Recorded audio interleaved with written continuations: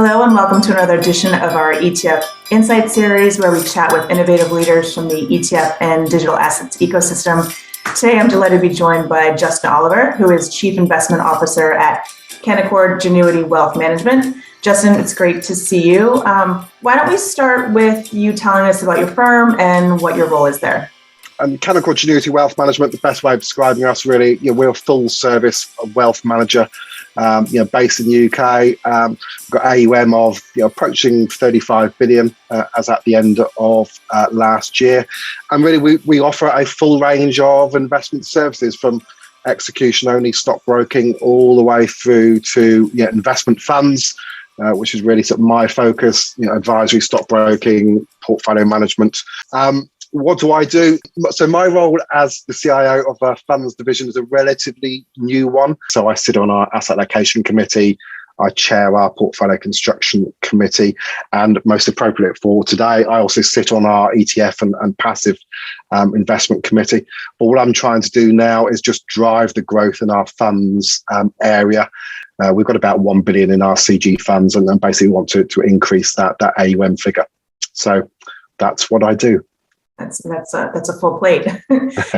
So the ETF and passive investment committee that you mentioned, if you could tell me a little bit more about how you allocate, how you review ETFs when you're looking at them, that'd be really helpful. And I think our audience would find that interesting. So again, we tend to adopt a core and satellite approach to our sort of ETF exposure. So, on the core side, we're really going to be looking for ETFs which offer us that broad-based exposure to a specific equity region or a segment of fixed income markets, which we can potentially blend with active fund managers. And really, so that the number of ETFs we use and the percentage that they'll comprise within our portfolios will really depend, I think, on our top-down views and how much conviction we've got in that we can find active managers to add value. I think one of the things we found recently, and particularly over the past couple of quarters, is it's actually quite ETF selection, and including that within our blends, it's actually a very good way to moderate some of the kind of inherent small and mid-cap bias which most fund managers maintain. So actually, if you're looking at across the universe, very few active managers have got a full large cap weighting. And that's actually meant that many of them have underperformed over the past sort of three or 6 months. So that's actually a very good use, I think, of ETFs. We also find from that core perspective, it's quite, it allows us to quickly and really efficiently make some asset allocation changes if we feel that's necessary, but without kind of disrupting what could be some of our longer term relationships with active fund managers. So that's it kind of on the core side. We view it as a symbiotic relationship with our active managers. And what matters is basically cost. Again, we're not looking for a basis point saving, and we're not going to move between ETFs just because there's one which was launched which is a basis point cheaper. But obviously, we want to try and reduce the cost of our portfolios. We're looking at tracking errors. We're looking at index selection, and we're looking at liquidity, etc. So those are a few of the things. And then on the satellite, it's normally on this getting us an exposure to particular themes.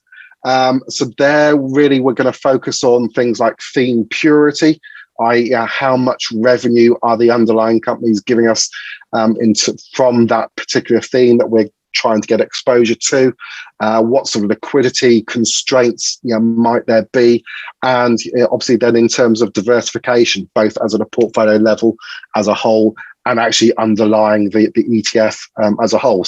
And I think you've got to keep an open mind on what you're looking at from time to time. Actually, it made me think of Brown Brothers Harriman did a survey on what firms look at when they're reviewing ETFs, and like included cost, liquidity, and all that.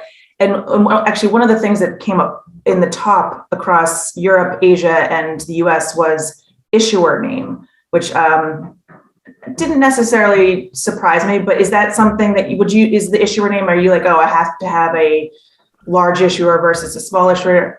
No, not really. Again, as long as the underlying ETF, as long as we've got security about the actual organization involved, and we've done the due diligence in terms of the organization and the ETF, who it's being offered by, then we try to be name agnostic in a way. Whereas we'll just consider the individual ETFs on their merits. As I say, for us, it's mainly about cost, it's about tracking error, it's about investment selection and all of those underlying fundamentals, rather than it's an iShares or it's a Vanguard or whatever it might be.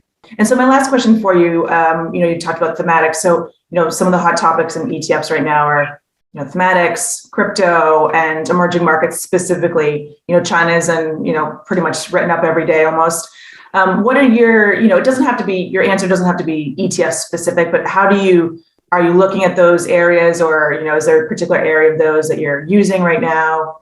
So thematics, yes, that's something that we do and actually invest in, and we'll use both ETFs and active fund managers, really depending on the the opportunity that's available there. Crypto or digital assets is just no. It's just something we don't get involved in. From a regulatory perspective, it's quite difficult. Emerging markets, yes, it's something, obviously we do invest from a top-down and asset allocation perspective in emerging markets. May use ETFs as part of that core exposure. But again, typically we might balance that with active managers, or really depending on whether we're convinced about the active solutions out there. So going even further, sort of making that exposure even more specialist, maybe look at China, as you say. I'm not saying we'll never do it in terms of looking at some ETFs there, but I think with an individual emerging market, and China in particular, I would kind of expect the market to be inefficient enough that it's going to allow an active manager to add quite a bit of value if they got their stock picking right.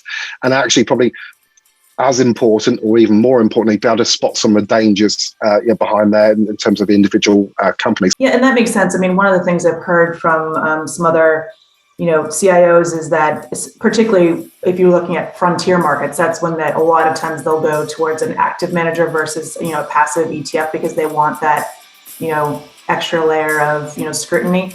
But Justin, This was really super interesting. Thank you for your time. For those of you who are watching, if you'd like to watch more videos like this, you can go to our website, which is blackwatersearch.com. And thank you for watching.